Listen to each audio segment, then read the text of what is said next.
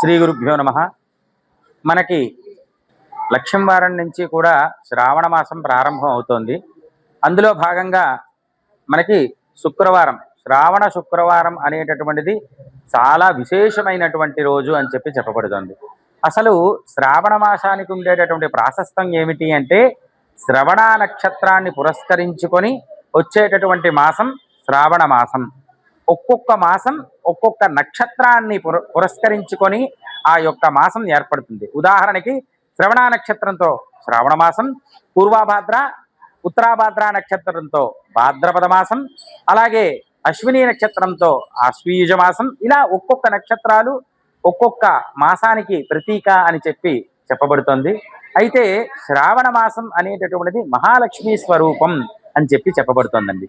ముఖ్యంగా భార్యాభర్తలు నూతన వివాహం అయినటువంటి వాళ్ళు ఎవరైతే ఉన్నారో శ్రావణ మాసంలో మహాలక్ష్మి అర్చన, కుంకుమార్చనలు జరిపించుకోవడం ద్వారా విశేషమైనటువంటి ఫలితాన్ని, అష్టైశ్వర్యాల్ని పొందుతారు అనడంలో అతిశయోక్తి లేదు.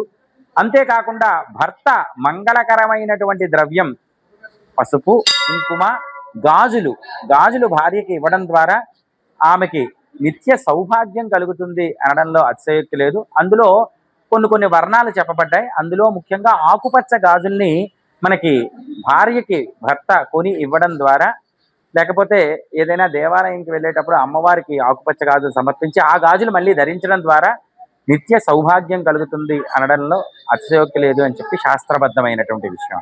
ఒక్కొక్క వారం ఒక్కొక్క వర్ణం. ఒక రోజు ఎర్రని గాజులు, ఒక వారం ఆకుపచ్చ గాజులు.